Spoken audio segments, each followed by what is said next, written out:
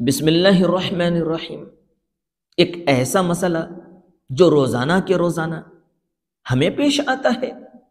کہ جب ہم اللہ کے دربار میں حاضر ہو کر اللہ کی عبادت کے لیے پوری توجہ،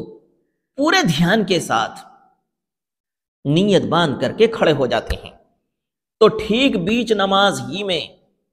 کسی نہ کسی مقتدی کے موبائل کی گھنٹی اور اس کا رنگ ٹون بجنے لگ جاتا ہے، وہ بھی بڑے کڑک آواز میں، جس سے توجہ ہٹ جاتی ہے، بٹ جاتی ہے، اور نماز کے اندر کا مزہ بالکل کرکرا ہو جاتا ہے۔ تو آج یہی سیکھنا ہے کہ اگر موبائل کی گھنٹی نماز کے دوران بجنے لگ جائے تو ان کو بند کس طرح کرنا ہے۔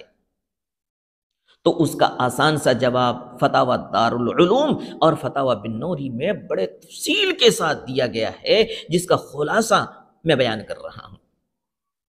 کہ اگر مقتدی موبائل کو بند کرنا یا سائلنٹ کرنا بھول جائے اور نماز کے درمیان ہی موبائل کی گھنٹی بجنے لگ جائے تو ایک ہاتھ سے کپڑے کے اوپر ہی سے کسی نہ کسی بٹن کو دبا کر اس گھنٹی کو بند کر دے،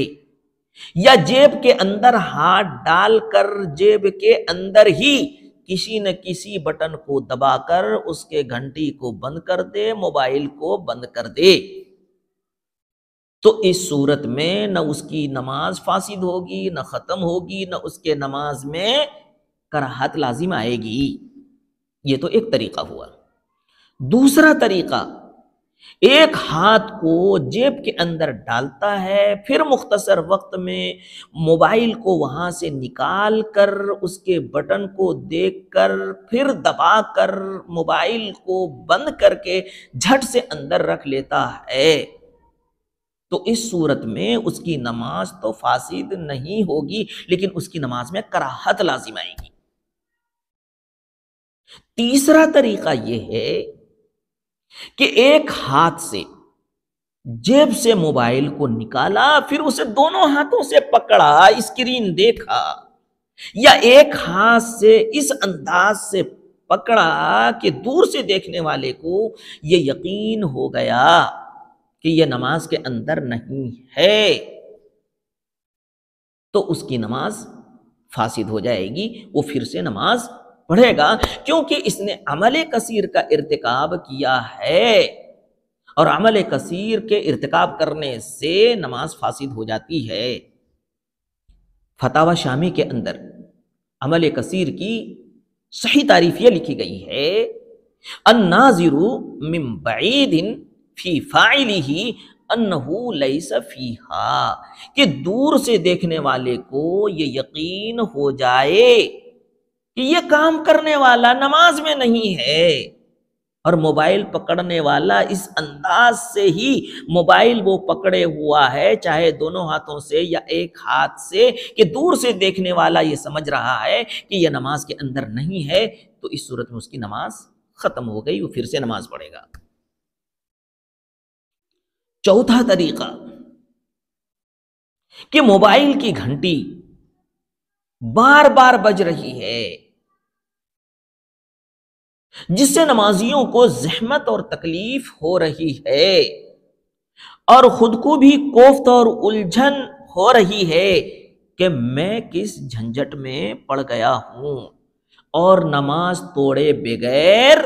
موبائل کو بند کرنا ممکن ہی نہیں ہے۔ مثال کے طور پر کبھی کبھی لوگ ہینڈ بیگ میں، چھوٹے بیگ میں سامنے رکھ کر کے نماز پڑھتے ہیں، اور موبائل اسی کے اندر ہوتا ہے، اور اس کی گھنٹی بند نہیں ہوتی، وہ نماز کے درمیان ہی میں بجنے لگ جاتی ہے، تو ایسی شکل میں وہ نماز کو توڑ دے، موبائل کی گھنٹی کو بند کرے، پھر نئے سرے سے نماز پڑھے۔ یہ چار طریقے ہوئے، دو طریقوں میں نماز فاسد نہیں ہوتی ہے۔ فتاوی بینات کے اندر لکھا ہے کہ جب آدمی نماز کے لیے مسجد میں آئے تو مسجد کے باہر ہی موبائل کو بند کر دے یا سائلنٹ کر دے اور اس کی عادت بنا لے، لیکن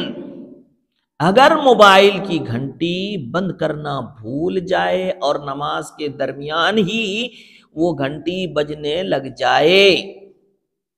تو کسی بٹن کو دبا کر اس کی گھنٹی کو بند کر دے۔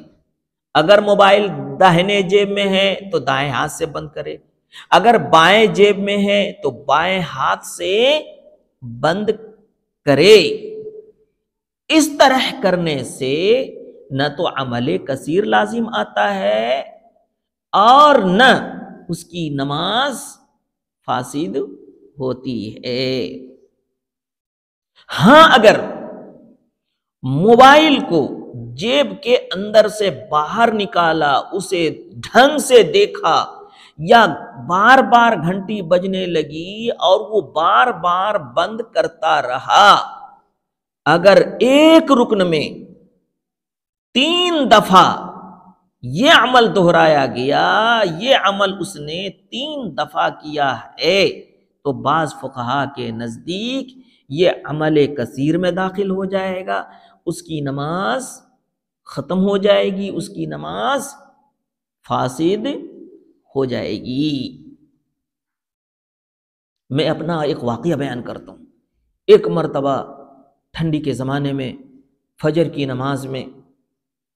نماز پڑھانا شروع کر دیا۔ پیچھے بیچارے ایک بوڑھے بزرگ تھے، ان کے جیب میں موبائل تھا۔ پہلی ہی رکعت میں وہ موبائل کی گھنٹی بجنے لگ گئی،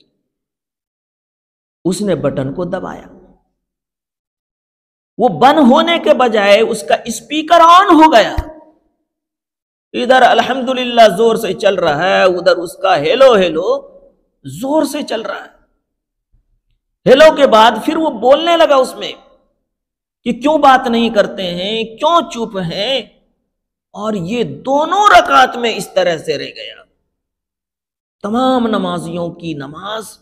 اس نے چوپٹ کر دی۔ تو اس لیے میرے بھائی، میرے بزرگوں، دوستو، جب بھی ہم نماز پڑھنے کے لیے آئیں گے تو اپنے موبائل کو ضرور بند رکھیں گے تاکہ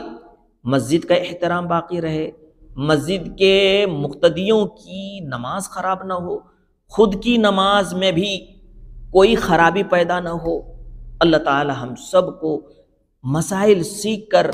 عمل کرنے کی توفیق نصیب فرمائے۔